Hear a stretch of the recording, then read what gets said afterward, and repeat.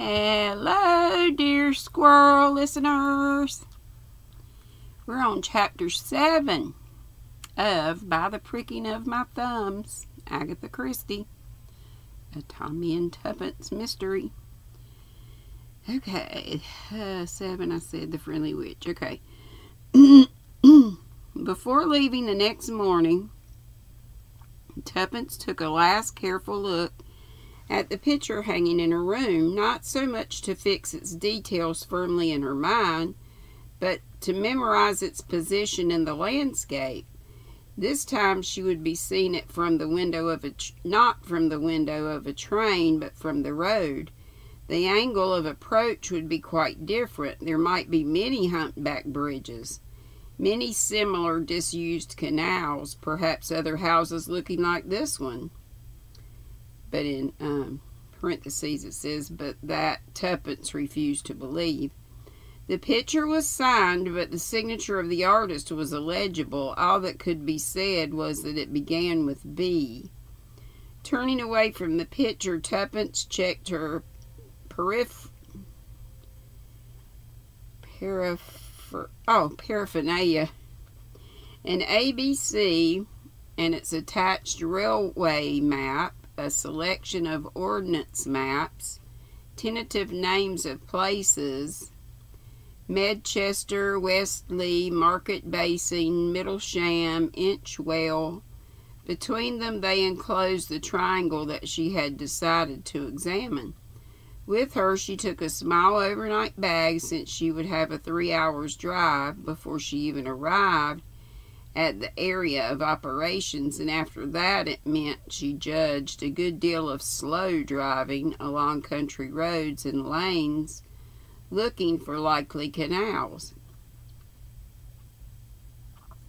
After stopping in Medchester for coffee and a snack, she pushed on by a second-class road adjacent to a railway line and leading through wooded country with plenty of streams.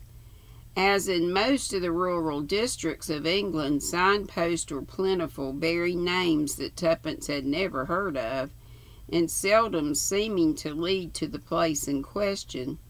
There seemed to be a certain cunning about this part of the road system of England.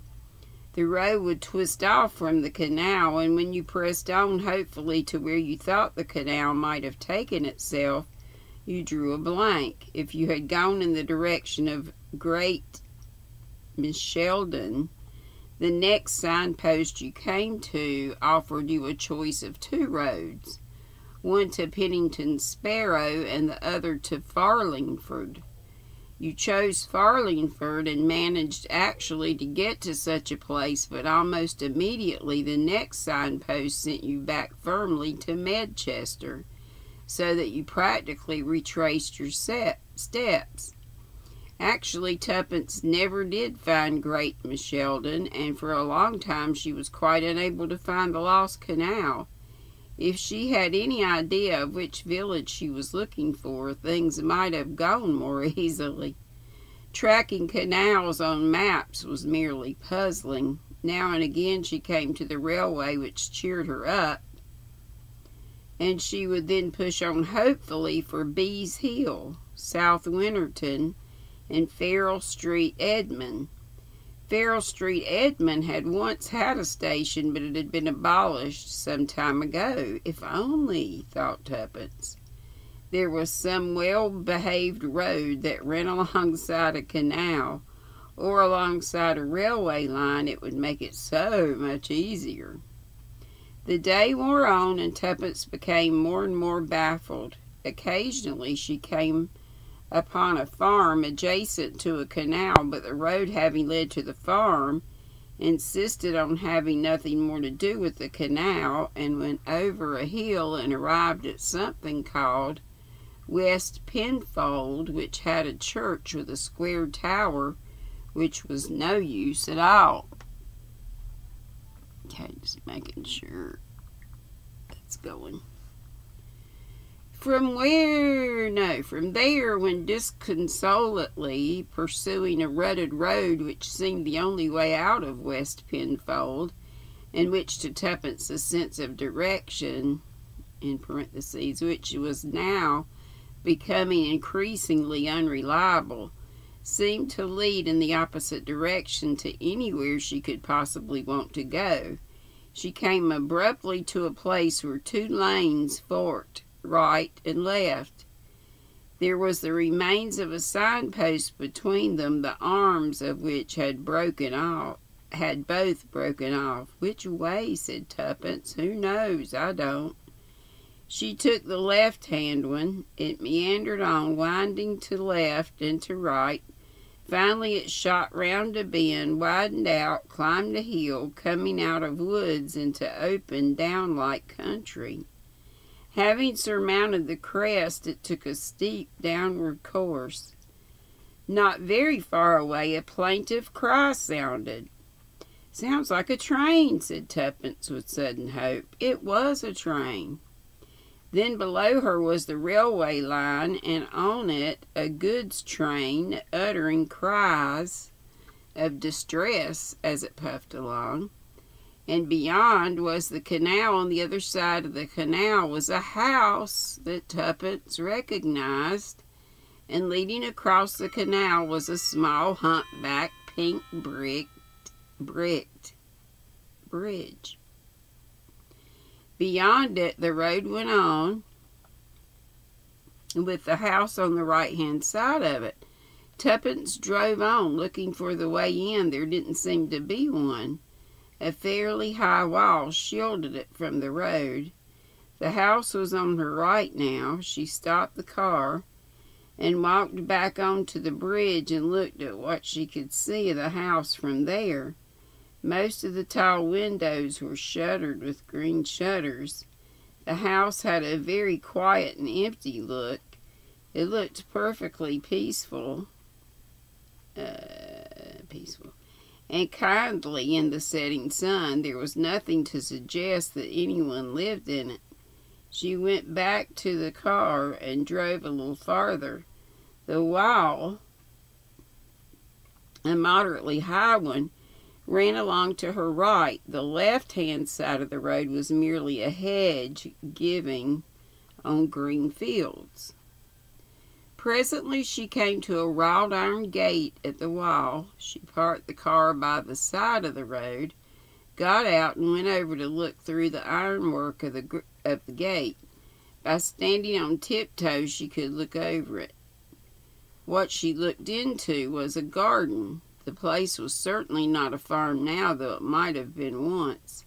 Presumably it gave on fields beyond it. The garden was tended and cultivated. It was not particularly tidy, but it looked as though someone was trying rather unsuccessfully to keep it tidy. From the iron gate, a circular path curved through the garden and round to the house. This must be presumably the front door. It was inconspicuous, though sturdy, a back door. The house looked quite different from this side. To begin with, it was not empty. People lived there. Windows were open, curtains fluttered at them. A garbage pail stood by the door. At the far end of the garden, Tuppence could see a large man digging, a big, elderly man who dug slowly and with persistence. Certainly looked at from here, the house held no enchantment. No artist would have wanted particularly to paint it. It was just a house, and somebody lived in it. Tuppence wondered. She hesitated. Should she go on and forget the house altogether? No, she could hardly do that, not after all the trouble she had taken. What time was it? She looked at her watch, but her watch had stopped. The sound of a door opening came from inside.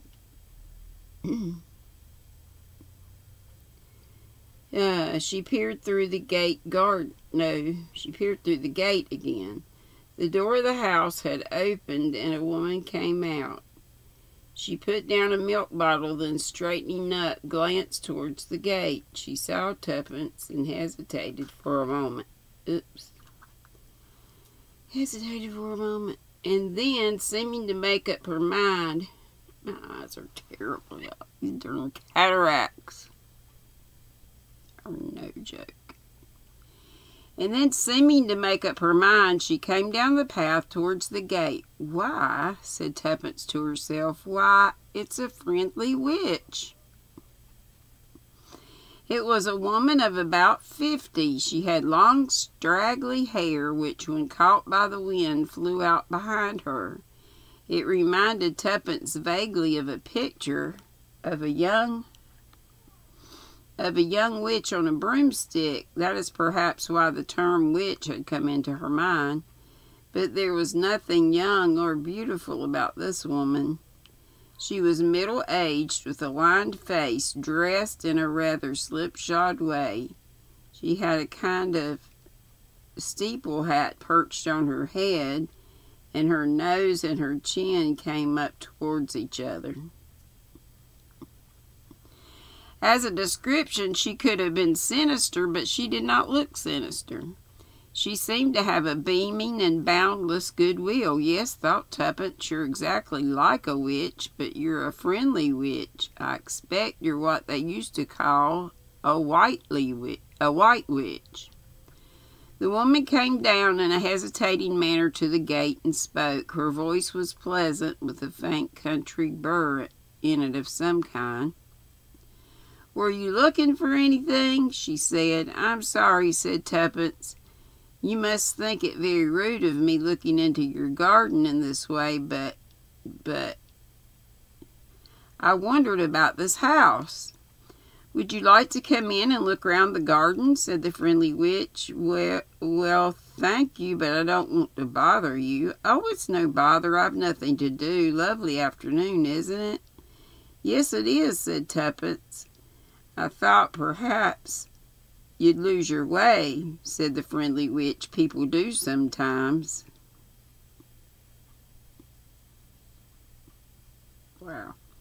"I just thought," said Tuppence, "that this was a very attractive-looking house when I came down the hill on the other side of the bridge." "That's the prettiest side," said the woman. "Artists come and sketch it sometimes, or they used to once." "Yes," said Tuppence, "I expect they would. I believe I saw a picture at some exhibition," she added hurriedly. "Some house very like this. Perhaps it was this." "Oh, it may have been. Funny, you know, artists come and do a picture, and then other artists seem to come too. It's just the same when they have the local picture show every year. Artists all seem to choose the same spot. I don't know why. You know, it's either a bit of meadow and brook, or a particular oak tree, or a clump of willows, or it's the same view of the Norman church. 5 or 6 different pictures of the same thing, most of them pretty pictures, I should think. But then I don't know anything about art. Come in, do." "You're very kind," said Tuppence. "You've got a very nice garden," she added. "Oh, it's not too bad. We got a few flowers and vegetables and things, but my husband can't do much work nowadays, and I've got no time with one thing or another." "I saw this house once from the train," said Tuppence. "The train slowed up and I saw this house, and I wondered whether I would ever see it again, quite some time ago." "And now suddenly you come down the hill in your car, and there it is," said the woman. Funny things happen like that, don't they?" "Thank goodness," Tuppence thought. "This woman is extraordinarily easy to talk to. One hardly has to imagine anything to explain oneself. One could almost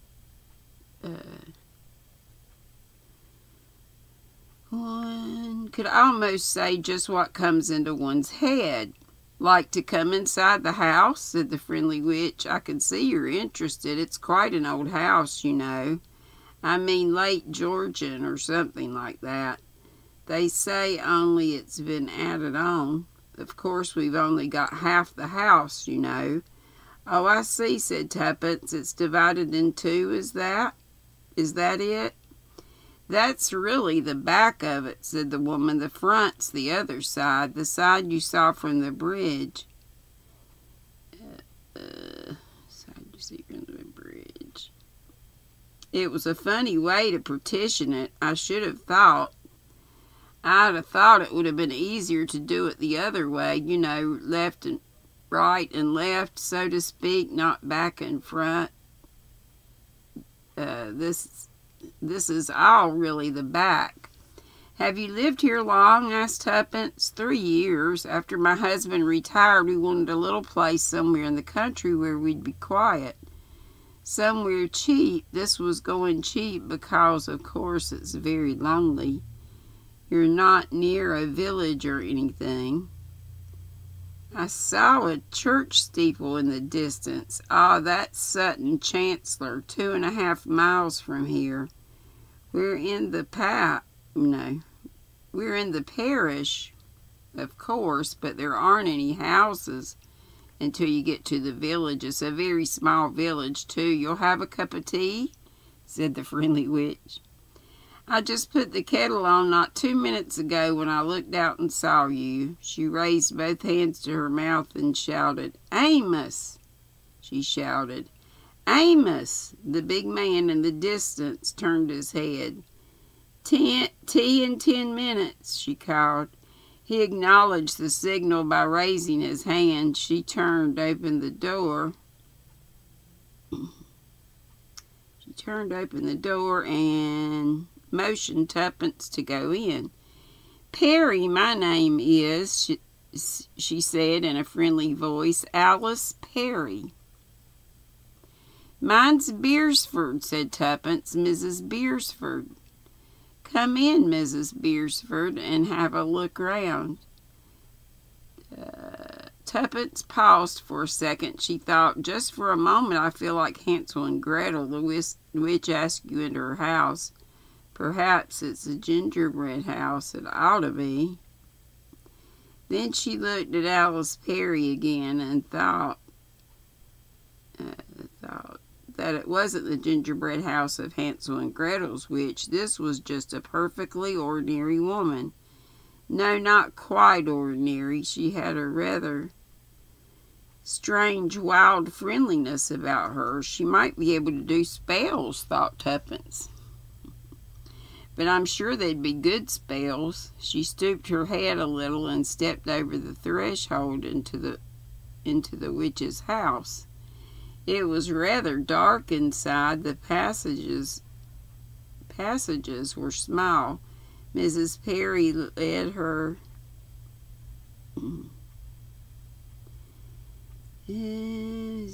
through a kitchen and into a sitting room beyond it, which was evidently the family living room.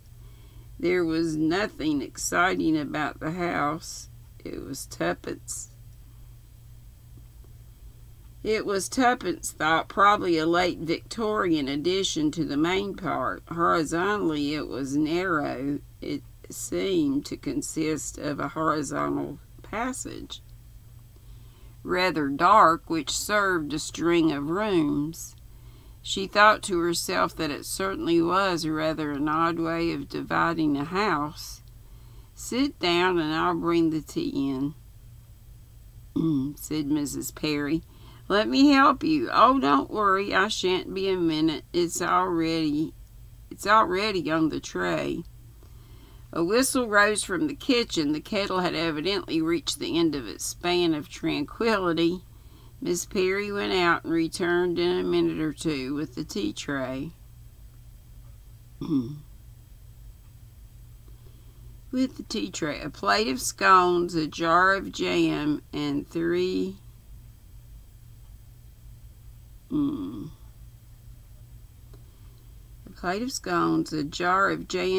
cups and saucers. I expect you're disappointed now you've got inside, said Mrs. Perry. It was a shrewd remark and very near to the truth.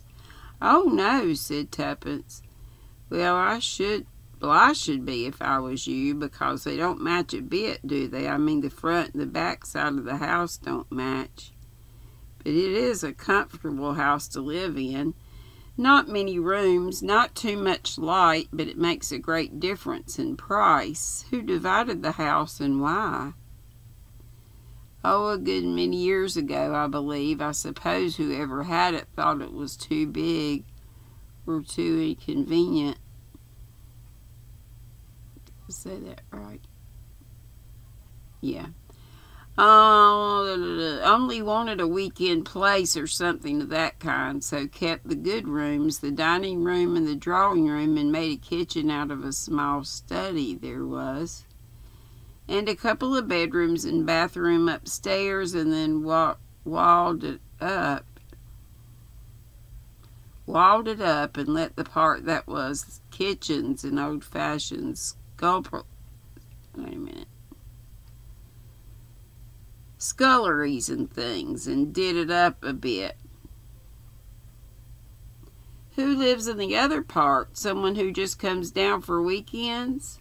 Nobody lives there now, said Mrs. Perry. Have another scone, dear. Thank you, said Tuppence. At least nobody's come down here in the last 2 years. I don't know even who it belonged to. Wait a minute.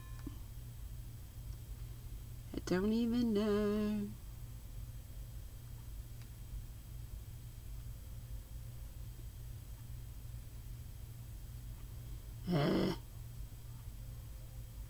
It jumped on me and can't find out where it was. Oh, give me yours. Another weekend play. You know what? I'm going to stop there because y'all know I'm going like... So, y'all pray for these cataracts to go away. Love y'all. Be sweet. Don't be ugly. Bye-bye.